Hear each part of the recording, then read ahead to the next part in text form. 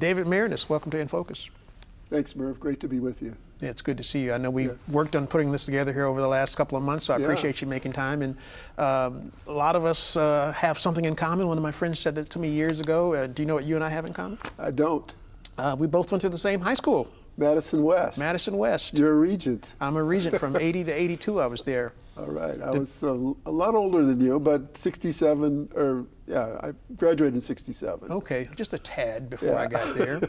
But you know, as we get older, it all kind of comes in the same little pot, right? Yep. Yeah, good stuff. I'd love to get a little bit to talk a little bit, but just journalism for you. How did you find journalism? How did you fall into journalism? Well, I was the dumb kid in my family. My mother and my 3 siblings were all scholars.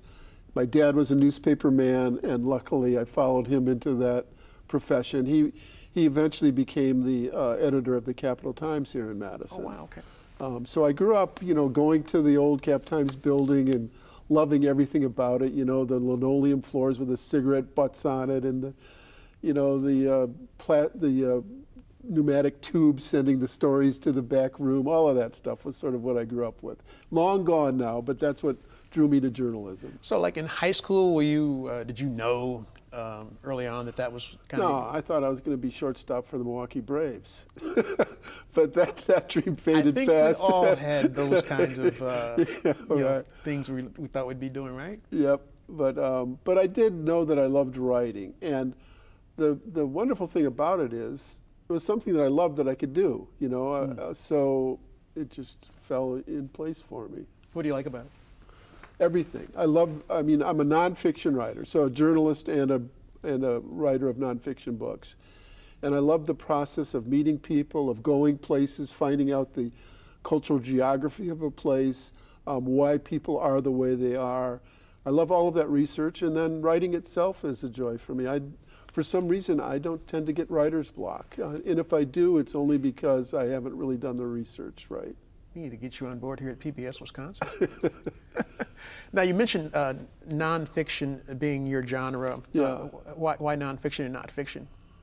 Well, it's something I can do. I tried to write a novel once, you know, like 35 years ago, and it was pathetic. But I love the reality. I write in a way that's novelistic, but it's all totally rooted in fact. I love to tell stories, but I need the gist of fact to do it right.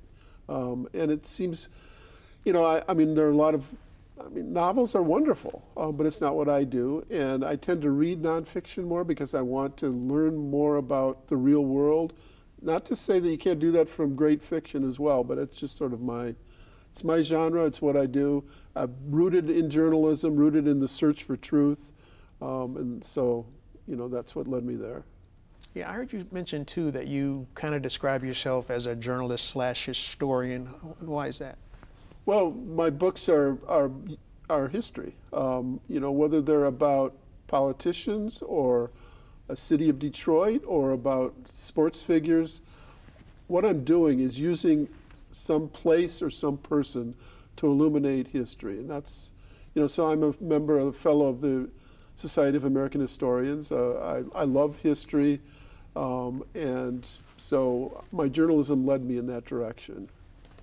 And one of the things we talk about brands and branding, you know, we think of Nike, Just Do It, BMW, the ultimate driving machine. What's your brand? What's your mission statement about who you are as a writer?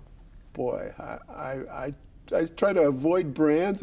Because what I try to do is develop a voice that's universal enough that I can write about anything. So I'm not a snarky writer. I'm not looking for a specific niche. I'm trying to look at the whole world. So I would say if I have a brand, it's go there and search for the truth. Yeah. And speaking of writing about everything, you seem like you have, I mean, lots of things on politics. You've written things on sports, the Olympics. Yep. How do you choose your subjects? How do you go there? I choose the subjects by things that I'm obsessed with. I'll spend 3 or 4 years on each book. I'm not going to do it on something that I don't really care about. So luckily I've been able to find enough subjects that draw me to it. So for instance, the sports books, I've written 3, and it will become 4 books about sports figures. Vince Lombardi, the great football coach of the Green Bay Packers, Roberto Clemente, the beautiful ball player, and Jim Thorpe, the Native American all-around athlete. So they're all great athletes, but or sports figures, but that's not why I wrote about them. I wrote about them because there's something in each story that illuminates American history. With Lombardi, it's not just leadership, but sort of the American obsession, mythology of competition and success in American life, what it takes and what it costs. With Clemente, not just this beautiful ball player, but a way to write about that rare athlete who was growing as a human being, as his talents, as he was getting older, so that his motto was, if you have a chance to help others and fail to do so, you're wasting your time on this earth. And that's how he tried to live his life and how he died, you know, delivering humanitarian aid to Nicaragua after an earthquake in 1972. With Jim Thorpe, you know, arguably the greatest athlete in history, someone who did things that no one else has ever done. But I wrote about it as a way to illuminate the Native American experience, because he was a Native American from Indian Territory of what became Oklahoma. And how many books do you have under your belt now? I have 13 going on 14. 13 going on 14. Yeah. And I'll ask you the question that people ask when they have a lot of kids or a few kids, which one is your favorite? Do we have a favorite? Well, every book has meant something else important to me. So I'm not going to say that I have a favorite, but I will say that the 2 that have the most deeply psychological impact on me and the people I wrote about were They Marched into Sunlight, my book on the Vietnam War, and my more personal book, A Good American Family, about my father dealing with the McCarthy era and the Red Scare. Yeah, and you got your chops covering politics. That's where you won your Pulitzer? Yes. I mean, I've been at the Washington Post for 47 years. Wow.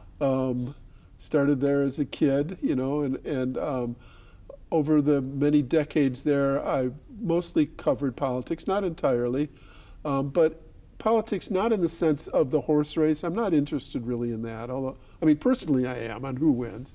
But as a writer, I'm more interested in the sociological forces that shape America and the forces that shape individual politicians. So that's what led me to the biographies of Bill Clinton and Barack Obama, for instance. And you've written about Al Gore as well, correct? Yeah, I did. That was a little different. I mean, I would say of my 13 books, that one was really rooted in my journalism at the Washington Post. So I spent maybe a year on that one as opposed to 3 or 4 years. And it came out before the election, and he didn't become president. So, you know, a little bit of a different story. But now, do you see yourself potentially writing about, you know, Kamala or President Trump? Not Trump. I can never write about Trump. I don't find him interesting. I find that everything around him interesting, but he's a one-dimensional human being, and I'm not interested in that. So I'd never write about him. Kamala, I wrote one piece based at the convention in Chicago on sort of her early roots in Berkeley, which I found fascinating. I don't know if I'll write a book about her, but it's a possibility. Yeah. I want to talk a little bit about your Wisconsin life in terms of what, if any, impact has that had on how you write and how you tell your stories? I think absolutely it does. First of all, because Madison and the Capital Times saved my family. My father was hounded by the House Un-American Activities Committee, and we were sort of on, you know, he was blacklisted. We got to Madison in 1957, and the Capital Times hired him, and that saved us. So I've always felt that this city and that newspaper a place of a sort of welcoming the other, quote unquote. Would you have been a teen during that time, or? I was 8 years old when we got here, okay. So 3 to 8, and then furthermore, if you look at the Wisconsin idea and the statement of sifting and winnowing in the search for truth, that's always resonated with me. And the motto of the Capital Times, I mean, you can never live up to great mottos, but there's something to strive for. So the motto of the Cap Times was, give the people the truth and the freedom to discuss it, and all will go well. So I've always sort of been rooted in trying to find the truth. And I think that Wisconsin, the Wisconsin idea, the sifting and winnowing, and the Capital Times all have greatly influenced my career and life. I've heard you talk about truth, trust, two things that are kind of front and center these days, especially politically. Yeah. What does it take to get trust? What do you have to do to earn it? Well, in my case, the way I work as a reporter, journalist, author, is to not play games with people, not try to manipulate them, tell them exactly what I'm looking for, and that I will be honest with them about what I'm finding. So I've often told this story involving my book on Vietnam, which dealt with the protest here at Wisconsin, the Dow protest against Dow Chemical Company, and a battle in Vietnam where there was a horrible ambush and 60 men were killed and many wounded out of a battalion of 140. And one of the key figures in that was a company commander named Clark Welch, who fought valiantly, tried to talk his superiors out of walking into this ambush, but afterwards was so discouraged and demoralized that he basically was hiding in the hills of Colorado for decades afterwards, fearful that some loved one of his boys, as he called them, would say, "You're responsible for his death," when he wasn't. So he finally agreed to meet with me after a couple of years of my research. He was one of the last key people.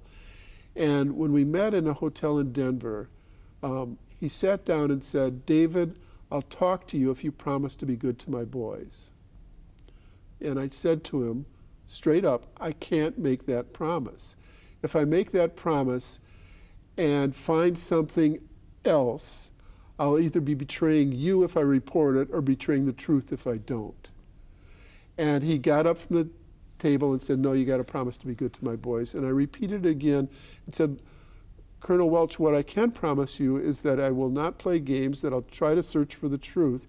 But again, I can't betray the truth or you if I make that promise." And he finally agreed and understood what I was saying. And that built a level of trust for the rest of my research for that book, where he gave me 60 letters that he wrote home from Vietnam. He went to Vietnam with me, and it's all based on just being straightforward with people and not trying to manipulate them. Is there a lot of tension when you're trying to get there? There can be, sure, but I try to ease that tension,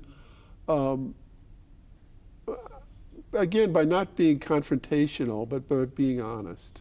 And how does it affect the story when you finally tell that story? Well, I hope it gets closer to the reality. It's certainly in this case, but because of some other factors too, had a very profound psychological effect on me as well as on the soldiers I wrote about, because I finally wrote the truth for them, and that really was important to them. The American government had lied about the battle, said that it was a victory for the United States, that it wasn't an ambush. They made up a body count. And the soldiers who endured it and survived knew that the government was lying. But it wasn't until I reported it many decades later that they finally felt sort of whole about what had happened. But in doing that, in talking to 40 or 50 of those survivors, I carried the baggage of what they had endured as well, so it had an impact on me.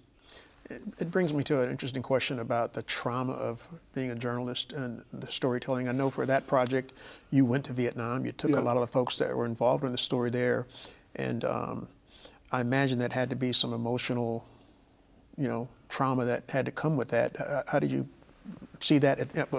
Well, back then, I don't even know if the word trauma even existed in terms of how we see it today. PTSD, I mean, several of the soldiers I dealt with did suffer from it, some didn't. I mean, it's not a universal thing. Did it do anything to you as a journalist, being up close to all that?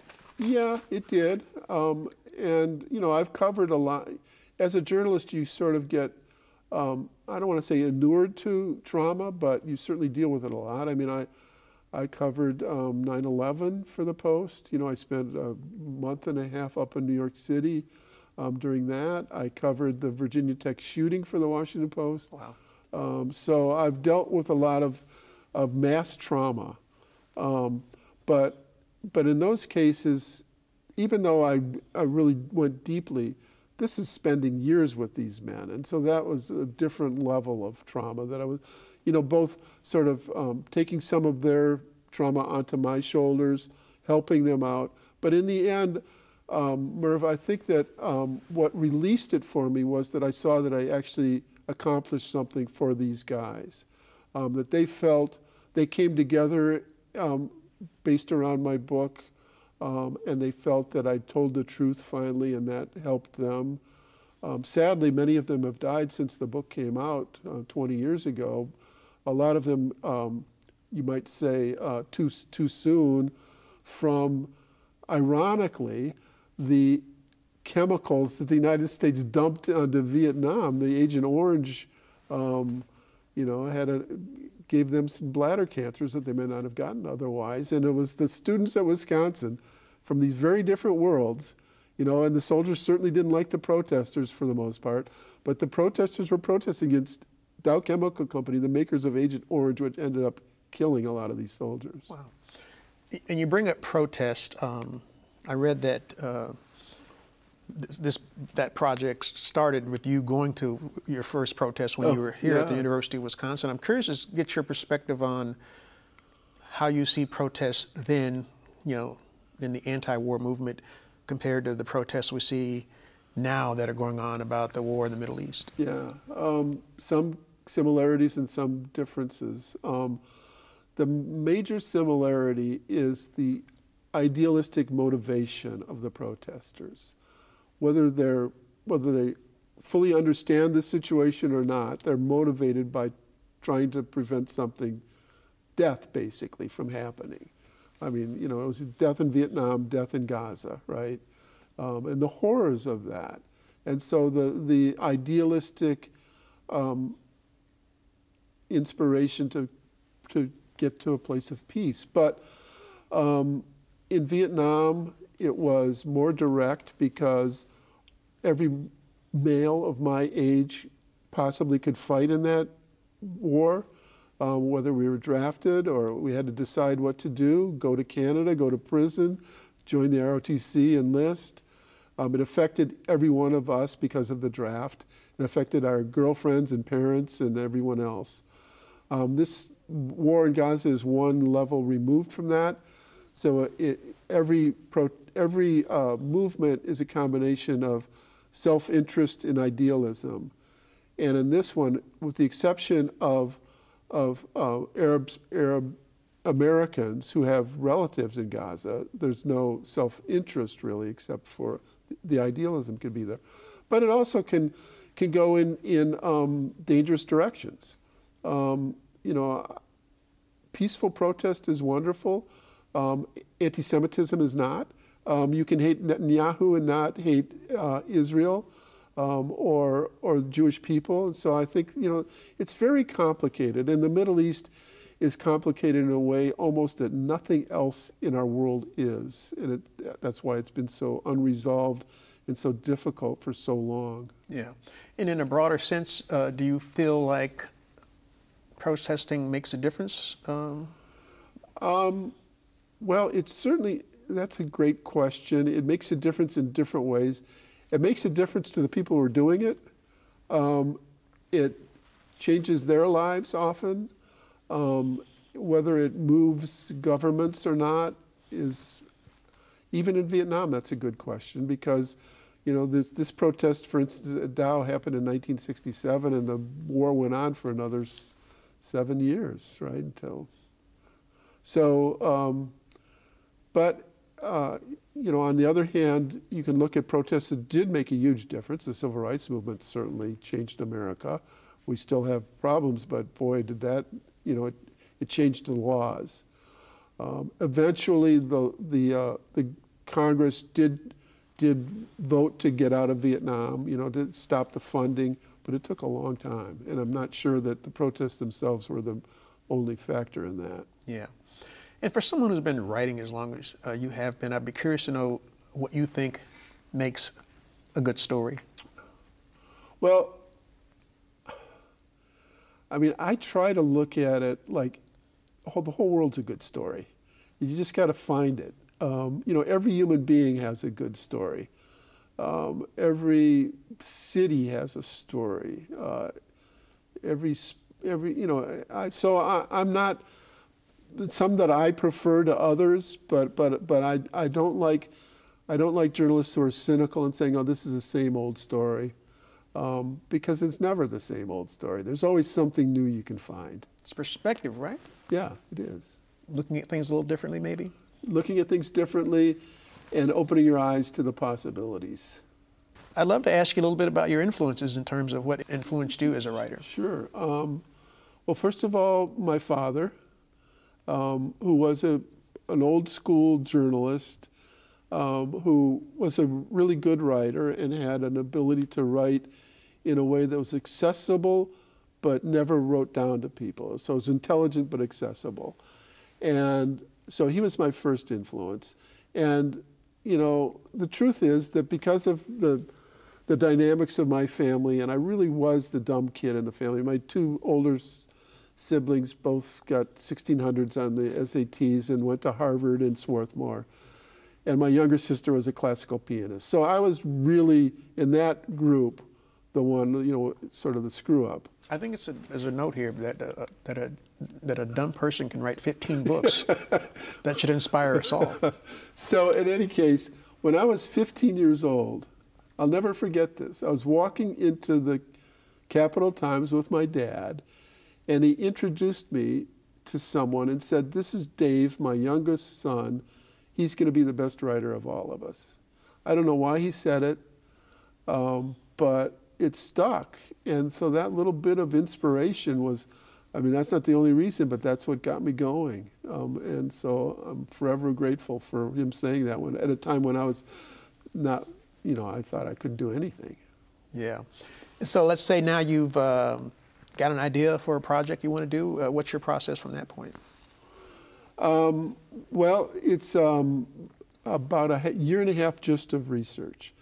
Wow. So my next book is on Jack Johnson, the boxer, who was Muhammad Ali 100 years before Ali. And it's sort of, it fills out what became a quartet, Lombardi, Clemente, Thorpe, Johnson. And he takes it in a different direction, but it's American history. I mean, you know, there were riots all over the country when he won the heavyweight crown. The government went after him and convicted him on violating the Mann Act, transporting white women across state lines. He went into exile for 8 years. James Earl Jones played Jack Johnson on Broadway in The Great White Hope. You know, it has a lot of, Miles Davis wrote an album called Jack Johnson. You know, it has a lot of afterlife to it as well. So right now I've gone to several archives. On my way back to Washington, we'll stop in Notre Dame, which for some reason has the greatest boxing archive in the country. Wow. The papers of Nat Fleischer, who was the Ring magazine owner, and also just other great stuff. So, and I've been at the National Archives a lot in Washington because there's a huge FBI file on Jack Johnson, and it's all there. I've filed Freedom of Information Act requests for all of the documents related to his pardon, which came 100 years later. And so it's about a year and a half of all of this research. He died in 1946, so there's no one around that I can interview about him except for other historians or boxing experts who've looked at his fights and stuff like that. And, you know, I don't even like boxing. I grew up a block from the field house here in Madison, where the University of Wisconsin had a terrific boxing team in the 50s and early, into about 60 or 61, when they got rid of it because one of the, Charlie Moore, a boxer on the UW team, was killed in the ring, or, you know, knocked unconscious and died a day later. And that affected me profoundly. Mm. So you know, so I'm not a boxing fan per se, but I see that I can use this boxer as a way to illuminate American histories. So a year and a half of just research. Go there as part of my philosophy. So now, for him, where would that be? Well, he was born in Galveston. He grew up in Galveston, Texas. Spent his childhood there. Through, by the way, the great Galveston flood and hurricane of 1900, when the largest natural disaster in American history. He was there for that. Then he spent most of his adult life in Chicago. That's where he's buried. That's where the government went after him. Then he was in exile in Paris and Barcelona, not bad places for me to have to go, and lost his title. He won it in Australia in 1908, and lost it in Havana, Cuba in 1915. So I'll probably go there as well. Now, without getting too deep into the story, because you got me on the hook now, what was he the target? Why was he the target of government? Because he basically said, "I don't care what white society thinks." He said, you know, he dated white women, he drove fast cars, he was fearless, proud, big, black, everything that threatened the white supremacy of this country. And what time period are we talking here? Well, just for those that don't know. He basically 1900 to 1920. 1920, he is when he came out of exile and went to Leavenworth for a year, served in prison. Wow. But his brilliance as a boxer was about 1908 to 1915. So you've done a year and a half research, you've gone to visit, you've pulled all the different things you can find. Now you get to the writing part. How long does that take? That takes another year and a half at least. But while I'm writing, I'm also still reporting, because it's only when you start writing that, or only when I start writing, that I see where the holes are and what I want to fill in. So I'll never stop researching, but the writing starts about a year and a half in, or 2 years, and then takes another year and a half or 2 years. And I read your wife is your first editor? Yes, she is. How does that work? Honey, I don't like that. Get rid of it. Well, no, I mean, there's a very sexist sort of trope that goes along with this, which is my wife, Linda, who's a really good editor, will say, "David, I don't get this part." And I will say something awful, like, "Well, that's because," I didn't even want to say it, but basically I'll say, "That's because you're too stupid to get it." But that's a joke, because every time I'll go back and change it the way she suggests. You do not say that to her, because that's you're eating Hot Pockets for 2 weeks saying something like that. Well, I don't say it anymore because I don't even have to. We just sort of know it's like a kabuki play almost. You know? That's awesome. But the truth is, it's very helpful. Yeah. I was going to ask you, why does it take so long to write a book, but I think I kind of know that now. When it comes to writing, anything in particular drive you crazy? You know, the only things that drive me crazy are the little things, like the technology of my computer and the printer and stuff like that. You know, I'm a techno idiot. Well, you probably came up on a typewriter. I did. Yeah. And then you went to a word processor. Yeah, for a typewriter, electric typewriter. When I started at the Post, they had these huge tubed, they were made by Raytheon, you know, and that was the first sort of computers. I love these back in my day stories. And then there was something where you know, I can't even remember, some kind of a machine where it'd roll it out for you. Just a lot of stupid stuff. But so does that mean you've evolved to where now you're dictating them through a headset? No. You still get down and yep, fingers absolutely. to the keys? Oh yeah. And a matter of fact, it's funny. We have a house in Washington, and my daughter was there for something, and we were here, and she asked if she could use my computer, and she got to the keyboard and said, "Dad, none of the letters are there anymore," because I've typed on it so much you can't even see what letters are. But I'm a QWERTY typist. I can do it without even looking. But she couldn't tell where the letters are. That's hilarious. Yeah. I know for me, when I write, there's something about, well, I personally like to write by hand because there's something about that connection to that pen and that paper that kind of gets into my, I say soul and spirit that helps me connect to what I'm doing. Oh, I agree with that. And so, I mean, I have several steps to the process. When I'm organizing the chapters, I'll take out these big sort of art notebooks and use them to figure out what I call the stations of the cross of that chapter are and where I can find it in my material.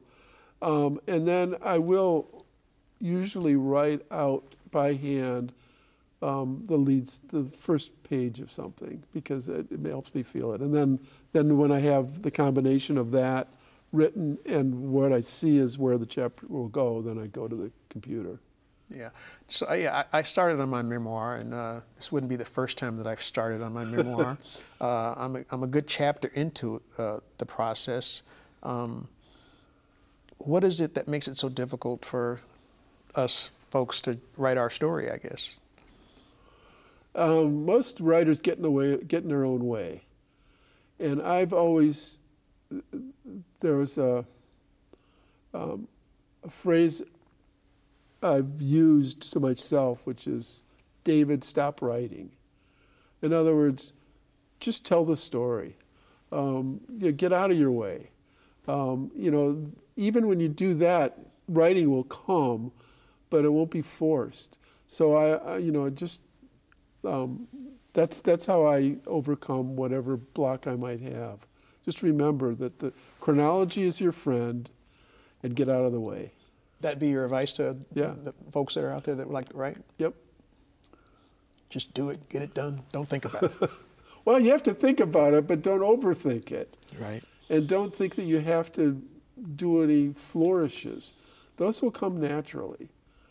Just use your normal language. Yeah. And since you've been at this a while now, do you get a sense that you're running out of time to tell stories well, geez, that's kind of a tough question. I am getting older. That's what we do here at In Focus, the tough questions only. So what my answer will be, what I love about what I do is that I think I can do it for my whole life. So that's it. So yeah, I mean, I obviously will run out of time. We all will, right? We all will, but I don't think I'll run out of stories. What haven't you gotten to? Well, I haven't written a full biography of a woman. I almost wrote one about Billie Jean King, but she wanted to control the story, and I couldn't allow. I mean, that's not the way I do things. And I don't know. I mean, I'm deep into Jack Johnson. I haven't thought about what comes next, but something will. Yeah. Writing superpower, do you have one? I think if I have a superpower, it is what I said, which is for some reason I don't get writer's block. I love to write, as long as I have the material. And I was trained as a newspaper guy, so I love to write on deadline. I mean, even though I mostly just write books now, I came back this year to the Post to cover both conventions, and I came up with my own ideas. And they wanted me to write a story about Bill Clinton because I'd written the biography of him. I said, no, I'm sick of Clinton. I don't really want to write about him again. But then it was in Chicago, and it was one beautiful morning, and I was sitting down by the Chicago River on an Adirondack chair, just chilling after a long night. And the lead of a story about Clinton came to me. So that's my superpower. Things come to me in my subconscious. Often I'll resolve issues of writing in my sleep.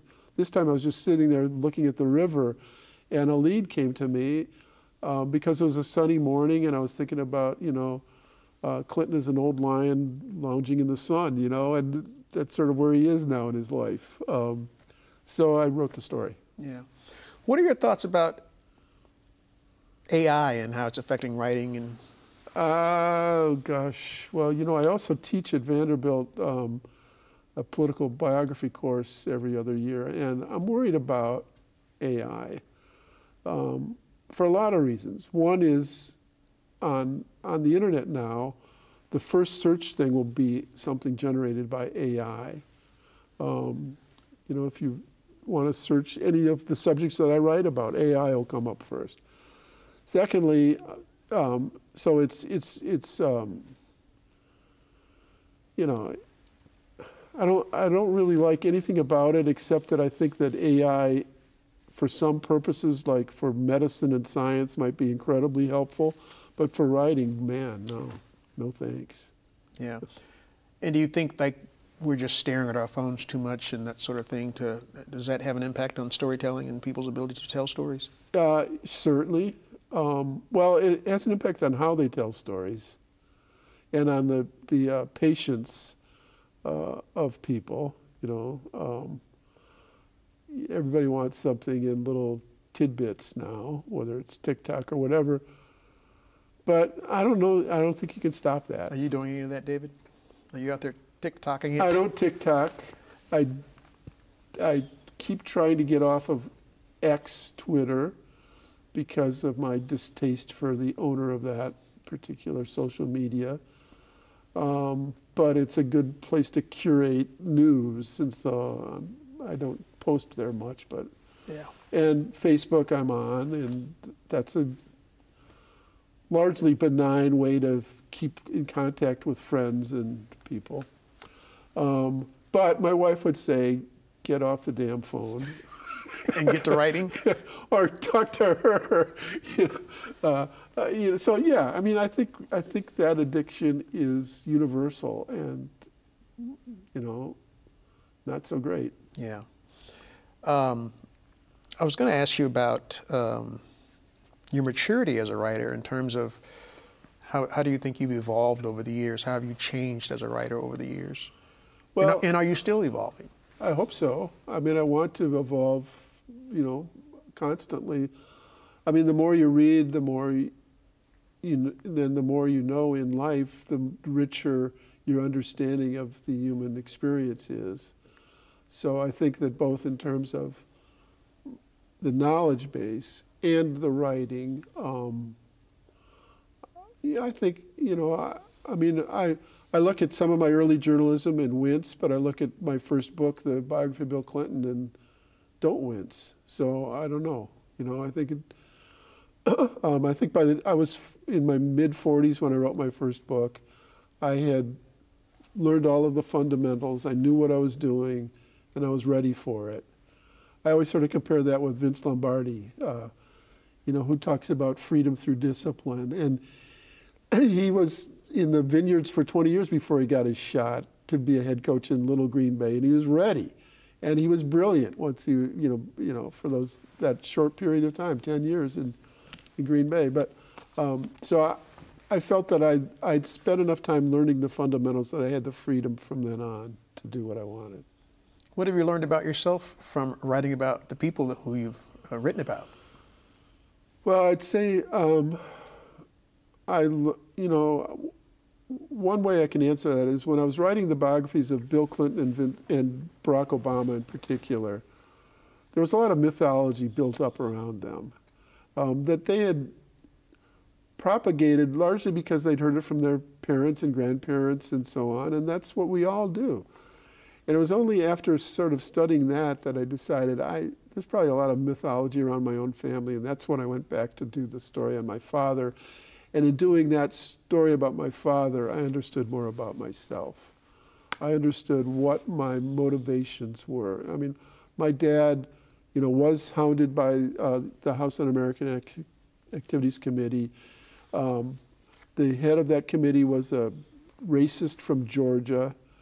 My father had been the commander of an all-black unit in World War II. He had a very deep sense of racial justice, and he inculcated that in his children. And so I sort of had a deeper understanding of why I am the way I am through that story. Yeah.